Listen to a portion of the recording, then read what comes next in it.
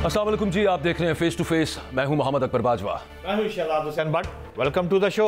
इस वक्त वैसे एज ऑलवेज पाकिस्तान की सियासत में एक हिजान है, एक तलातुम है, और उसकी वजह बड़ी सादा सी है कि एक तरफ खैबर पख्तूनख्वा से चीफली पाकिस्तान तहरीक इंसाफ ने ऐलान कर रखा है कि इस्लामाबाद सब पहुँचे, और दूसरी तरफ हुकूमत ने भी ये कह रखा है कि हम भी उसी तरह से डील करेंगे जैसे हम पहले डील करते आए हैं। एक तसादुम का किसी सूरत हाल एक दफ़ा फिर पैदा होगी। And eight the very same time साथ साथ अगर हम साइड लाइन्स में बात करें तो अदालतों में जो 26वीं आईनी तरमीम के बाद आईनी बेंच बना, उसने कल अपना काम शुरू किया, और वो शुरू उन्होंने किया 1993 से। ये वैसे लिखा भी गया तरमीम के अंदर, लेकिन 1993 से शुरू किया।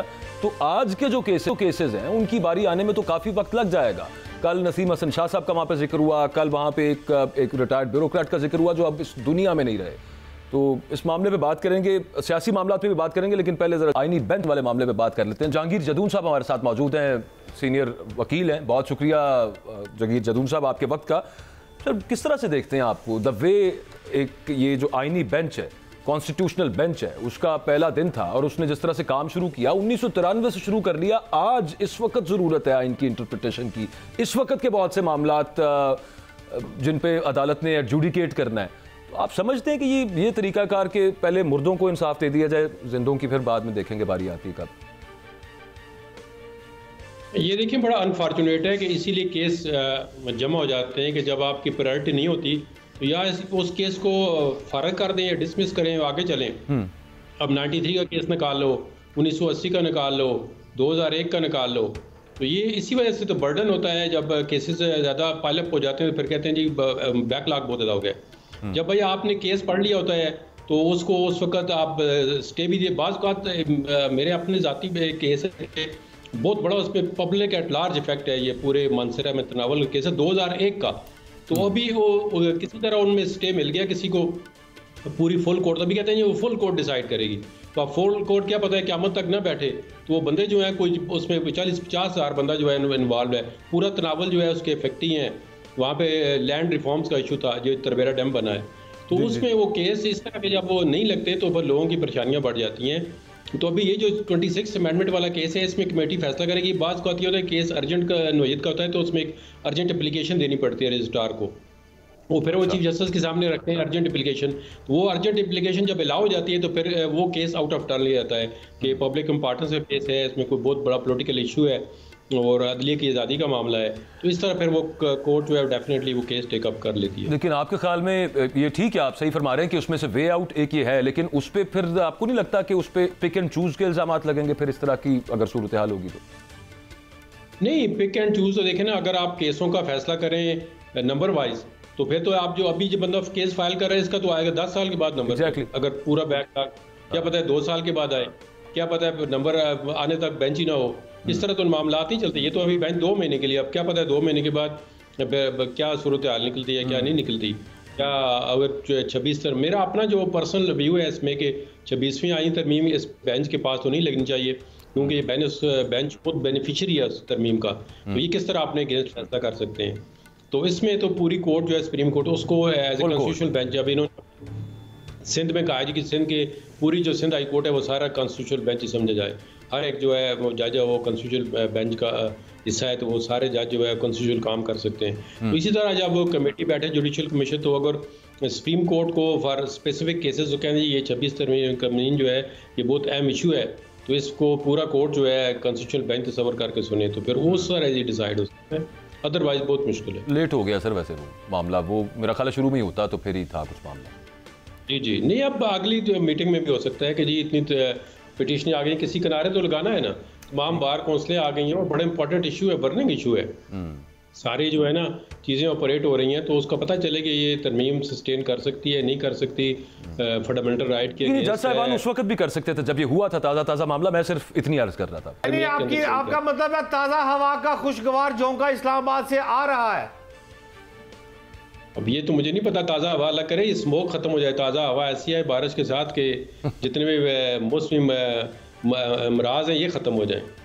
अच्छा, एक लास्ट क्वेश्चन जहांगीर जदून साहब, पीपल्स पार्टी ने बिलावल साहब ने जो कहा कि मेरे से वादे किए गए थे पूरे नहीं हुए, फिर उस पर तमाम ये लेजिस्लेशन तो हो गई, उसके बाद अभी तक उनमें डिले है। अभी हम जो उसके हवाले से जो खबर है वो ये है कि सिंध से ये कहा गया कि ख़ासतौर पे इंटीरियर सिंध से आप जजेस लें, और कोई इस तरह का तासुर मिल रहा है कि कोटा होना चाहिए जजेस में भी, यानी कि अगर पंजाब से इतने आए तो इतने केपी से आए, इतने वहाँ से, जिस तरह से बाकी जिस तरह ब्यूरोक्रेसी में है।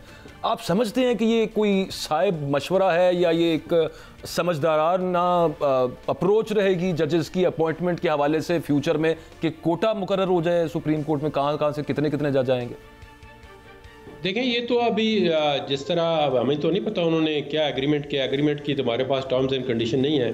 जो पार्टियां ड्राइंग रूम के अंदर एक दूसरे के साथ एग्रीमेंट करती हैं, ना आपको पता है ना मुझे पता है। ये तो उन्होंने बयान दे दिया, हमें क्या पता है कौन सा एग्रीमेंट आपके साथ किस टर्म्स एंड कंडीशन पे किया है। सामने लाए ना भुट्टो, अपना बिलावल भुट्टो साहब कि जी ये वाला एग्रीमेंट था, तो फिर आज आप भी मैं भी। लेकिन हाइपोथेटिकली जदून साहब अगर ये मामला हो, नहीं देखें ये हाइपोथेटिकली नहीं है, ये एम्प्लॉयर के एम्प्लॉयर हैं, जब तक इनको पुरानी तनख्वाह पे रखेंगे वो चलते रहेंगे। ये वैसे MQM भी आपको बताएं, जब गवर्नमेंट होती है तो एक दिन कहते हैं हम छोड़ रहे हैं, फिर कहते हैं कल छोड़ेंगे, फिर परसों छोड़ेंगे, फिर उसी तनख्वाह पे काम करते हैं। तो फिलहाल मेरे ख्याल में भी उस पार्टी भी उसी तनख्वाह पे काम करती रहेगी। ठीक, मतलब फिलहाल इसी तनख्वाह पे सब काम करेंगे, ये आपने फैसला कर दिया? मैंने फैसला नहीं किया, जिन्होंने करना है उन्होंने किया हुआ है अभी तक। ठीक है, बहुत शुक्रिया, thank you very much. Jahangir Jadoon साहब हमारे साथ मौजूद थे, आपने अपना कीमती वक्त दिया। हमारे साथ अब काशिफुद्दीन सैयद साहब मौजूद हैं, GNN के ब्यूरो चीफ हैं पेशावर से। बहुत शुक्रिया काशिफ भाई। क्या तैयारियां क्या है वहाँ पे पाकिस्तान तहरीक इंसाफ की? वो कमेटी का कुछ सुना था, ऐलान किया गया, जो डिसाइड करेगी कि कब कहाँ पे कैसे एहतजाज करना है। उस कमेटी में कौन है, खबरें क्या हैं? जो हाई पावर्ड मीटिंग हुई है पेशावर में, उससे क्या हमारे पास लेटेस्ट न्यूज़ है?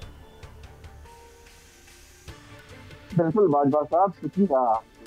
कमेटी है, उस कमेटी के नाम तो अभी तक खुफिया रखते जा रहे हैं। अच्छा, लेकिन वक्त जारी है। इस वक्त जबकि हम ये गुफ्तगू कर रहे हैं तो ये मीटिंग इसमें जारी है और इसमें मरकजी रहनुमा भी है, और खुसूसी तौर पर इस मीटिंग में पंजाब के चारों रीजन से ताल्लुक रखने वाले अहम रहनुमा है, और उनसे एक रीजन के साथ मुलाकात का प्रोग्राम था। लेकिन इस वक्त शहर में बारिश भी हो रही है और मौसम भी उलट हो गया है, ठंड है, तो अब सबके साथ मुलाकात में एक ही मीटिंग होगी। तो एक तो ये मीटिंग इस वक्त जारी है और इस मीटिंग से बड़े फैसलों की तवक्को है। यहाँ तक तैयारी की बात है तो बड़ा फैसला तो हो गया ना काशिफ भाई? बता दूं, फैसला तो उन्होंने कर लिया कि 24 नवंबर को उन्होंने इस्लामाबाद आना है।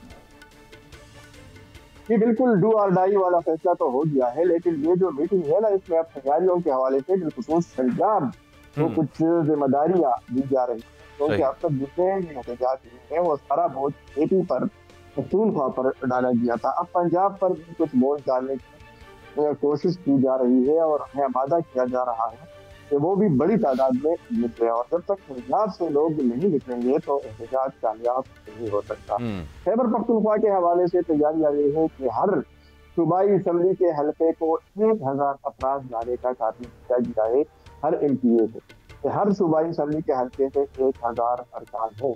लेकिन अगर हम हकीकत पसंदाना तौर पर इस बात का जायजा लें तो 500 अफराद भी निकाल लेते हैं तो ये बहुत बड़ी बात होगी। और इन्होंने जो टारगेट रखा हुआ है इज्तिमाई तौर पर, तो तकरीबन 50,000 से लेकर 1 लाख तक ये लोग जमा करना चाहते हैं।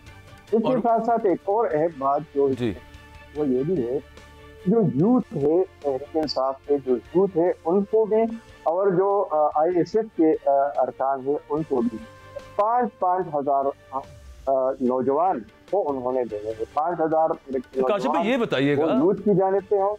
ठीक, बिल्कुल ठीक है। ये बताइएगा, ये कमेटी कहा इमरान खान साहब की वो बानी तहरीक इंसाफ की हमने ट्वीट देखी, उसमें था कि जनाब वो कमेटी बन जाएगी। आपने भी बताया कि नाम अभी तक सामने नहीं आया, कमेटी वैसे बन गई भी, और ये खुफिया रखने का क्या मामला है? क्यों कमेटी मेंबर्स के नाम खुफिया? तहरीक इंसाफ में अगर इस वक्त हम जो क़यादत है उनमें कई अहम शख्सियात हैं, लेकिन अगर कमेटी 4-5 अरकान की है और उनके नाम सामने आते हैं तो फिर जाहिर है कि हुकूमत और पुलिस के टारगेट वही होंगे, उनका हदफ वही होंगे और उनको गिरफ्तार किया जाएगा। तो उनके नाम अभी सामने लिखाए जा रहे हैं। लेकिन जो काशिफ भाई एक छोटा सा सवाल, टाइम की कमी है, एक छोटा सा सवाल आपसे ये है, सीधा सा सवाल ये है आपसे कि इस दफा आप कह रहे हैं बड़ी तादाद में KPK से अफराद आ रहे हैं, मुझे ये बताएं सरकारी मुलाजम भी आ रहे हैं या कि अवाम का जम्बे गफीर आ रहा है? और दूसरा साथ ये बता दें कि पेशावर में अगर कोई मीटिंग होती है, KPK में होती है, तो उसकी क़यादत को बुशरा बीबी भी कर रही हैं। ये दो बातें हैं काइंडली। आपकी दूसरी बात है, इसका जवाब मैं पहले दे दूं कि बुशरा बीबी के हवाले से अभी तक जो हमारी बात है वो ये है कि वो जो टॉप लीडरशिप है 5 अंकाल की, जिनमें KPK वज़ीरवाला साहब, सीजानी और पार्टी के चेयरमैन, उनके अलावा वो अभी तक किसी से नहीं हुई, बस उनके साथ उनकी मुलाकातें होती। तो जो फैसले होते हैं अगर उन पर वो असरअंदाज होती भी है तो इन 5 अफराद के जरिए वो असरअंदाज होगी और उसी के जरिए जो है मैसेज भी वो आगे कन्वे करते। बिल्कुल ठीक है। Thank you very much Kashif भाई, thank you very much for the want of time, I have to move forward. बहुत शुक्रिया आपके वक्त का। तहरीक इंसाफ का तो प्लान यही है अभी तक, मतलब देयर स्टिकिंग टू इट कि वो इस्लामाबाद की तरफ उन्होंने रुख करना है 24 को। यार बाजवा साहब, आपकी बातें सारी ठीक है। दो बातें हैं। पहली बात तो ये है कि इमरान खान की बार बार कॉल देने से अवाम थक गई है यार। लोग मार खा खा के कितनी की मार खाई है यार, मतलब कि एक्सट्रीम है। और उसके मुतबादल के तौर पर जो बड़ी क़यादत है वो जो है वो गाड़ियों में आए और आके बह के आड़ियां जाड़ियां करे और चली जाए। एक बात। दूसरी आखिरी बात, इमरान खान ने बुशरा बीबी को सियासत में ना लाने का फैसला किया था, है और आज भी कायम है। ये सिर्फ इतना है कि बुशरा बीबी ये 24 की कॉल 25 को होगी या आइंदा जो कॉल्स होंगी वो चूंकि आती जाती रहती हैं, वो जाके जितने भी उनके मैसेजेस हैं वो आगे फॉरवर्ड कर रही है। किनके? इमरान खान साहब के मैसेज। कहां से? इमरान खान से मुलाकात के दौरान जितनी भी गुफ्तगू होगी वो पैगाम रसानी के लिए। तो अलीमा खान साहब भी बता रही है ना। हाँ, लेकिन बुशरा बीवी देखो ना, आपकी एक बहन है, एक आपकी बीवी है। बीवी की साड़ी भाभी भारी होगी, वो तो आपके यूं पकड़ लेगी ना, मेरी बीवी भी पकड़ लेती है। अब बहन से ज्यादा हमेशा जो बीवी होती है ना वो नंबर 2 ज्यादा ले जाती है। अच्छा। भाभी बुशरा जड़ी है, भाभी बाजी लीमा तो भारी है, ये माननी पड़ेगी बात आपको। चले, लेकिन उसमें एक और मैटर ये भी है ना कि तोशा खाना 2 भी आया खड़ा है। तोशा खान को भी नायब प्रोसिक्यूटर कह रहे हैं कि हम दोबारा इसका ट्रायल होना चाहिए, पहले ठीक नहीं हुआ तो मामला फिर उस तरफ जा सकते हैं कि दोबारा कहीं किसी और केस में सजा हो जाए या गिरफ्तारी हो जाए। खैर, we will take a very short break, come back, stay with अस।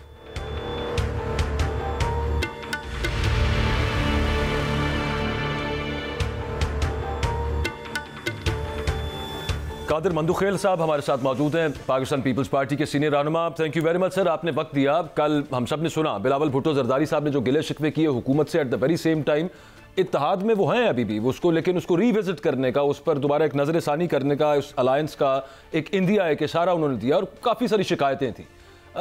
मैं सिर्फ पूछना चाह रहा था कि जब पहले PDM गवर्नमेंट थी जिसमें आपके पार्टनर थे PMLN, तब भी कुछ शिकायतें थी, लेकिन अल्टीमेटली आप इकट्ठे ही रहते हैं। तो अभी किस हवाले से शिकायतें, कौन से वादों का कहा गया जो पूरे नहीं हुए, जिनका शिकवा किया बिलावल साहब ने? देखिए बाजवा साहब, पहले तो ये कल की शिकायत नहीं है। आप तमाम टीवी चैनल की न्यूज़ अगर देख ले, 5 नवंबर की ये खबर है और उस वक्त मैंने अपनी हाई कमान का जो व्हाट्सएप ग्रुप है उसमें शेयर किया था और आपको भी ये बता रहा हूँ कि 5 नवंबर का आप चेक करें तमाम न्यूज़ चैनल पे, ये जो बिलावल साहब के गिले शिकवे थे ये चल रहे थे। अब यकीनन जो एक इत्यादी को या सपोर्टर हुकूमत को उसके हवाले से ज़रूर हमारे पहले भी जो खदशात थे या गिले शिकवे थे पंजाब के हवाले से वो आपके सामने, क्योंकि जहाँ हमारे MNA MP है वहाँ डिप्टी कमिश्नर उन लोगों को लगा है जो एंटी पीपल्स पार्टी थे। हम ये नहीं चाहते कि हमें अपनी मतलब का डिप्टी कमिश्नर दो, लेकिन कम से कम जो कट्टर पीपल्स पार्टी के खिलाफ है उनको तो ना लगाओ। आप ज़रूर मेरिट देखें, मगर ये भी ज़रूर देखें। उसके बाद अभी जो बिलावल साहब ने बात की और इसी वजह से जो जुडिशल कमेटी से बिलावल साहब ने अपना नाम विड्रॉ किया है और उनका मेन यही है कि आप चारों सूबों को यकसा जो ना उनको नुमाइंदगी दें। मुझे अच्छा नहीं लगता है कि मैं नाम लूँ कि फलाना कौन है फलाना कौन है, लेकिन ये बात जरूर है कि आप सुप्रीम कोर्ट जजेस की बात कर रहे हैं। जी बिल्कुल बिल्कुल। ठीक है, कि मतलब सुप्रीम कोर्ट में जो जजेस हैं, क्योंकि कल भी उन्होंने कहा कि अंदरून सिंध का तो कोई जज नहीं है सुप्रीम कोर्ट के जजेस में, और ये फिर इसका मतलब है कोई इस तरह की बात हुई थी जब आपने एक दूसरे को सपोर्ट किया, तो इस बुनियाद के ऊपर सपोर्ट किया था आपने उनको कि आप हमारी ये डिमांड मानेंगे कि सिंध से और ख़ासतौर पर अंदरून सिंध से जजेस को एलिवेट किया जाएगा, ये बात है?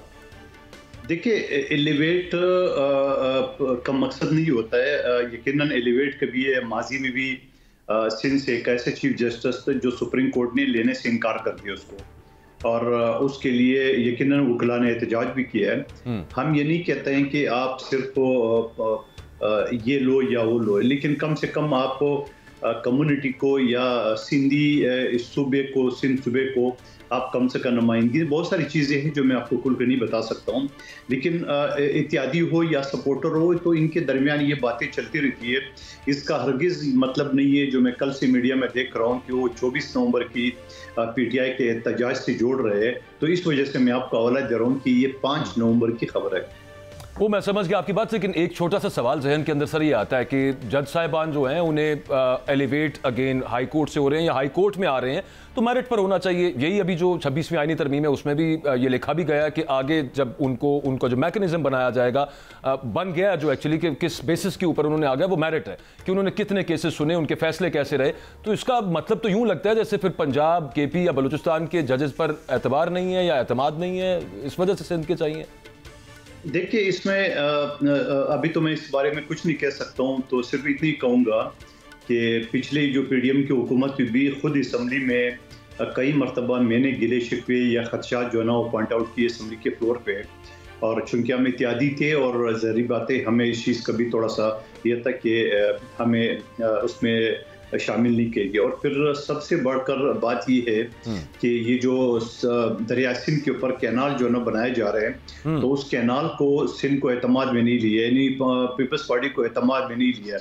पहले ही सिंध जो है ना वो पानी की बूंद बूंद को तरस रहे हैं, और जो एक एकॉर्ड है पानी के हवाले से, उस हवाले से पीपल्स पार्टी का पहले ही खदशात थे, तो अब आप कैनाल भी बना रहे हैं और उसको भी पीपल्स पार्टी को अब एतमाद में नहीं लिया रहा। वो बहुत सारे इशू है, एक इशू नहीं है। जब आप हुकूमत के इत्यादी होते हैं तो जो रूटीन के जो काम है उस हवाले से यकीनन हम एक बड़े इत्यादी है, और हमारे बगैर तो मुस्लिम लीग नून की हुकूमत एक दिन भी नहीं चल सकती। आज अगर हम कंधा खींच ले तो ये धड़ाम से हुकूमत गिर जाएगी, तो इसीलिए हमारा भी हक है कि आप उस हवाले से बुनियादी तौर पे आप इरसा के कोटे की बात करें, इरसा के कोटे की आप बात करें पानी के हवाले। जी, इरसा की बात करूं, बिल्कुल। इंतहाई काबिल एहतराम कादर खान साहब, पंजाब में यूनिवर्सिटियों का मसला चल रहा है, गवर्नर पंजाब जो है वो सख्त नाला है मुस्लिम लीग नून से, ऊपर से अब वफाक से बिलावल साहब का ये बयान आ गया है, ये जलती पर थोड़ी सी तेल वाला काम मैं देख रहा हूँ। आप पुराने सियासतदान हैं, क्या आप समझते हैं कि इन हालात में काम और मज़ीद तेज़ होगा और ये हुकूमत 5 साल चलती नज़र आ रही है? और ऊपर से PTI का भी साथ तड़का जो है वो भी देख ले कि वो 24 को आ रहे हैं। ये 2-3 चीज़ें, इनके जवाब मैं आपसे ये जानना चाहता हूँ कि हुकूमत जो है क्या वो अपनी मुद्दत पूरी करती है, आपको नज़र आ रही है या नहीं? देखिए, यकीनन आपके सवाल को थोड़ा सा मैं उसमें अगर चटपटी बना लूँ या चटपटी जवाब आप सुनना चाहते हैं, तो वो मैं ये दूंगा कि अगर हुकूमत यानी मुस्लिम लीग नून इसी तरह अगर हर चीज़ में पीपल्स पार्टी जो बड़ी इत्यादी है उनसे मशावरत नहीं करेगी, तो यकीनन एक दिन हमने कंधा खींच लेना है उनसे। और बाकी जो आपने गवर्नर पंजाब की बात की, मेरी कल भी उनसे बात हुई थी और इससे पहले भी है वो, बल्कि वो तो मेरे लिहाज से बेचारा जो है ना वो तो बहुत कुछ बोलना चाहते हैं, लेकिन क़यादत उसको मना करते हैं कि आप ना बोले। आप एक सूबे के गवर्नर है और आपके साथ जारी बातें जो आपकी आईनी जिम्मेदारी है वो आप पूरा करेंगे, जैसे वाइस चांसलर का मनपसंद लोगों को लेना, जारी बातें। गवर्नर भी एक साइनिंग अथॉरिटी है, वो अगर एतराज़ कर ले तो सूबे के वजीर इत्तला जो है ना वो फिर शुरू हो जाती है। उसके हवाले से गवर्नर का काम ये नहीं है। तो भाई गवर्नर का काम क्या है?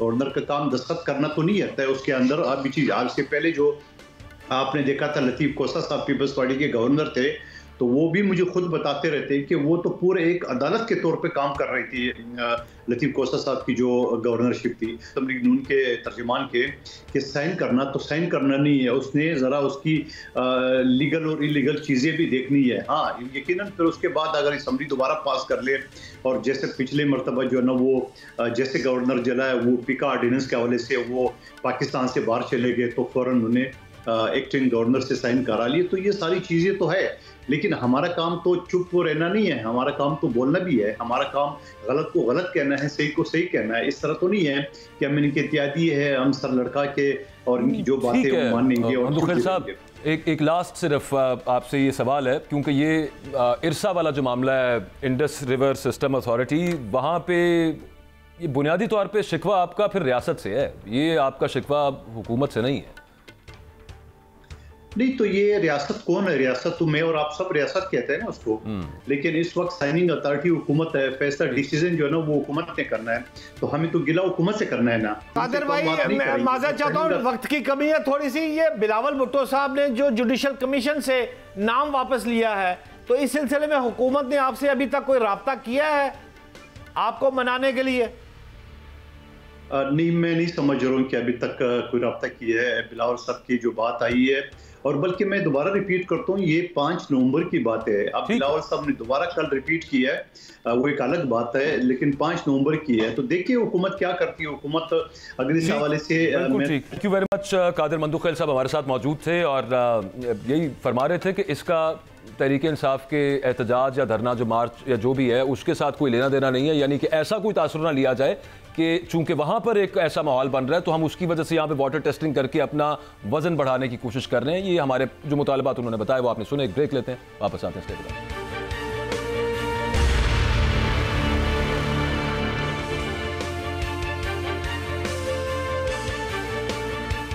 Welcome back. स्मॉग की सूरत हाल आप सबके सामने ही है। अब डेली बेसिस पे डेली रूटीन आप देख रहे हैं जो खबरें हैं। पाकिस्तान, पंजाब ख़ास तौर पे, अब मुल्तान भी टॉप कर गया दुनिया के अंदर। लाहौर के बहुत सारे इलाके 2000 से क्रॉस कर गया एयर क्वालिटी इंडेक्स।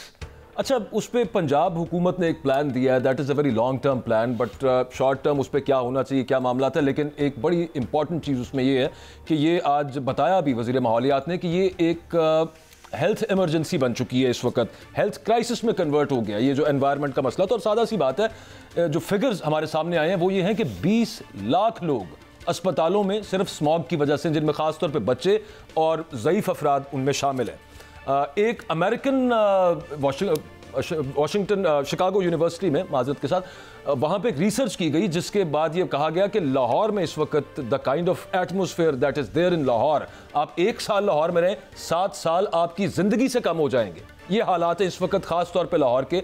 अब फिर आप अंदाज़ा कर सकते हैं कि ओवरऑल अक्रॉस पंजाब स्मॉग है तो क्या मामला हैं। डॉक्टर अजमत मजीद साहब हमारे साथ मौजूद हैं, क्लिनिकल न्यूट्रिशनिस्ट हैं। Thank you very much doctor साहब आपके कीमती वक्त का।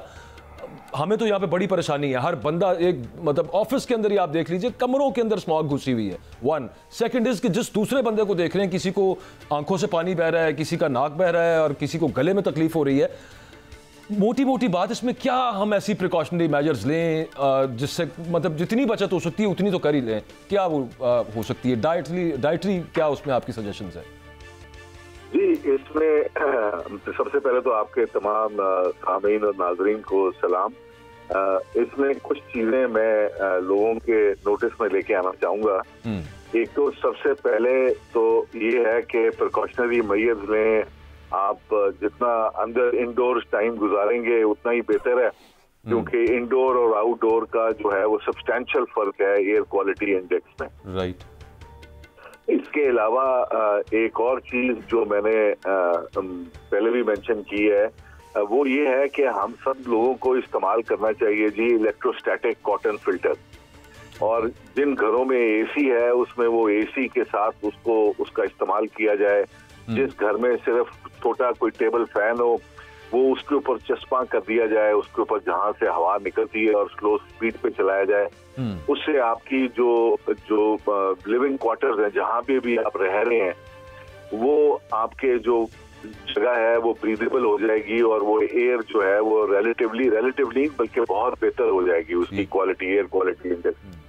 15-15, 20-20 गुना जो है वो आपका पोल्यूशन का लोड कम कर देती है। उसके अलावा जो एक और चीज जो हम अक्सर इसको नेग्लेक्ट कर देते हैं, मगर हमें इसको बिल्कुल जहन में रखना चाहिए, वो ये है कि हम इसको न्यूट्रिशनली काउंटर करें, अपनी बॉडी को इक्विप करें कि वो इस इमरजेंसी से डील कर सके। अल्लाह ने बड़ी रेजिलियंस बनाई है ह्यूमन बॉडी में, और हमारा एक इम्यून सिस्टम है, कुव्वत मुदाफियत, अगर हम उसको इक्विप कर दें इन ऐसी चीजों से कि वो जो इसके असरात हैं उसको हमारे जिस्म से वो खारिज कर दे, और वो इसके जो पर्टिकुलेट्स जिसको हम कहते हैं उनको हमारे जिस्म से निकालने में हमारी हेल्प करे, तो हमारे लिए वो एक कदरे बेहतरी की तरफ हमारी हेल्थ को उसका उस तरह नुकसान नहीं होगा अगर हम कोई यानी कि एहतियाती तदाबीर ना करें। खाने पीने में मैं ये हमेशा से कहता आया हूँ कि जब भी बीमारी होती है या जब भी इंसान बीमार होता है तो इंसान को इन्फ्लेमेटरी फूड्स नहीं खाने चाहिए। अगर आप अभी बीमार नहीं भी हैं तो आपको ऐसे खाने जो कि सोजिश क्रिएट करते हैं बॉडी में, इन्फ्लेमेशन क्रिएट करते हैं, उनसे दूर रहना चाहिए।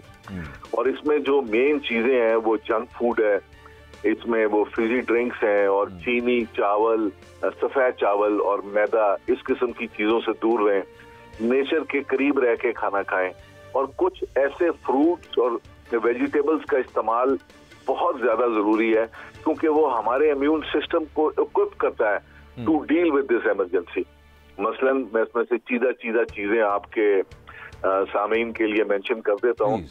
सबसे पहले तो है हमें गाजरों का इस्तेमाल करना चाहिए, सही, हमें चुकंदरों का इस्तेमाल करना चाहिए, हमें आजकल मौसमी और माल्टा और ये ग्रेप फ्रूट और लीमू ये भी बाजार में मिलने शुरू हो गए हैं। इनका कंटेंट जो है विटामिन सी का बहुत हाई है, और विटामिन सी जो है इन चीजों को हमारी बॉडी से एक्सक्रीट करने में हेल्प करती है। अमरूद भी बहुत बेहतर सोर्स है विटामिन सी का, तो इनको अपनी खुराक में डालिए।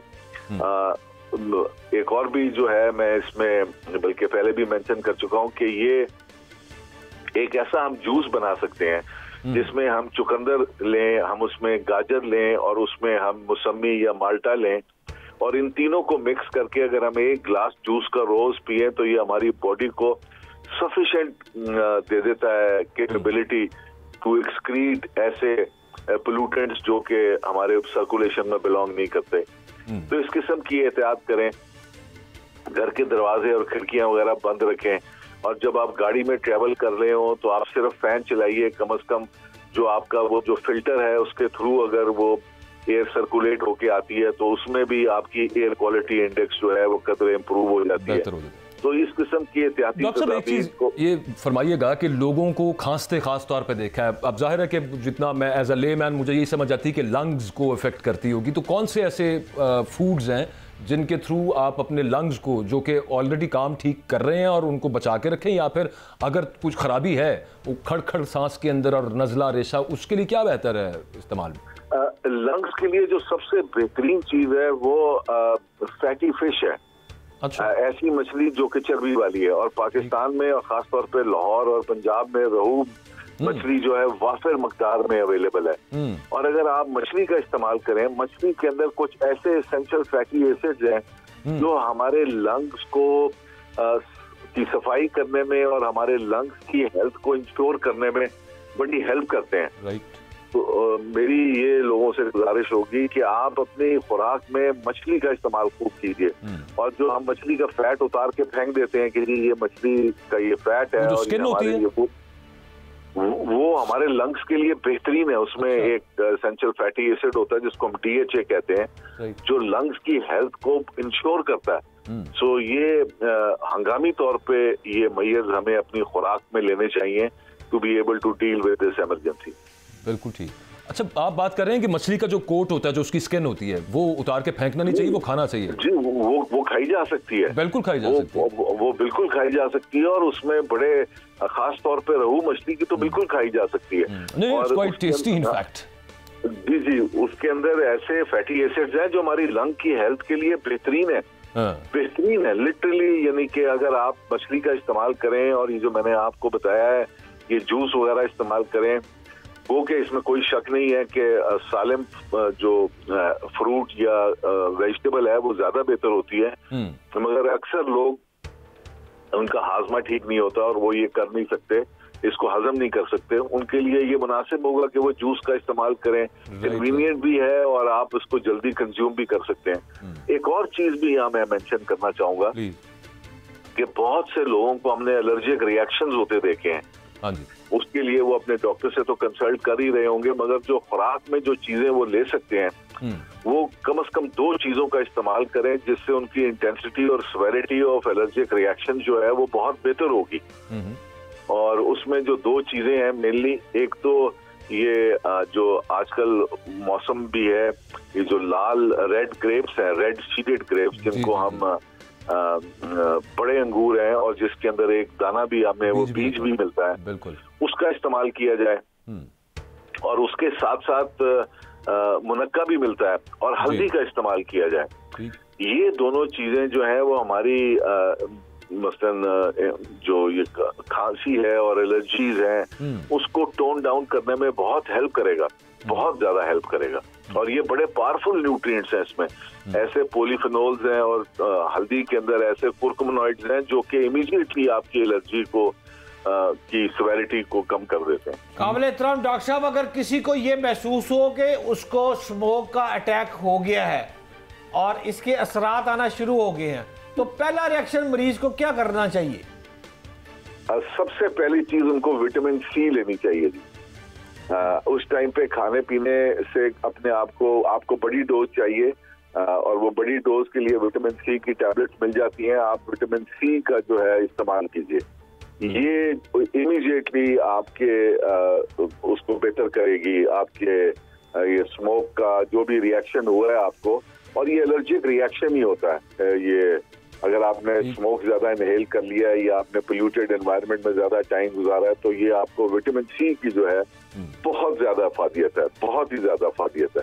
ये हमारे जिस्म से, हमारी सर्कुलेशन से हर चीज, अगर किसी को सांप भी काट जाए और अगर आपको हो तो उसमें भी पहली लाइन ऑफ इंटरवेंशन जो है वो यही की जाती है। अगर आप कोई गलत चीज इनहेल कर लें, कुछ चीज आप ऐसा आप ले लें जो कि आपके लिए बहुत डेट्रीमेंटल है फॉर योर हेल्थ, तो विटामिन सी ऐसी चीज है तो हमारे जिस्म से ऐसे तमाम चीजों को जो हमारे जिस्म में बिलोंग नहीं करती उनसे हमें निजात दिलाती है। सबसे पहले तो ये होना चाहिए। और दूसरी मैं एक और बात बताऊं कि ये जो आजकल रेगुलर ये 10, 15, 20 रुपए का मास्क आता है, उसकी जो एफिशिएंसी है वो बहुत डाउटफुल है। मैं यही पूछना चाह रहा था आपसे। जी जी प्लीज। जी जो आजकल काफी लोगों को मैंने देखा है वो मास्क पहने हुए, जो थोड़ा मास्क जो बेहतर है, जो इसमें हमें कुछ बहुत ज्यादा प्रोटेक्शन तो नहीं देता, वो K95 है, वो भी हमें मिल जाते हैं। तो अगर आपने बाहर टाइम गुजारना ही है और आपको allergic reactions, you are prone to allergic reaction, तो मेरे ख्याल में ये मुनासिब होगा कि आपके पास हैंडी होना चाहिए K95 मास्क, उसको पहन के आप बाहर टाइम गुजारिए, उससे भी आपकी बहुत बचत होगी।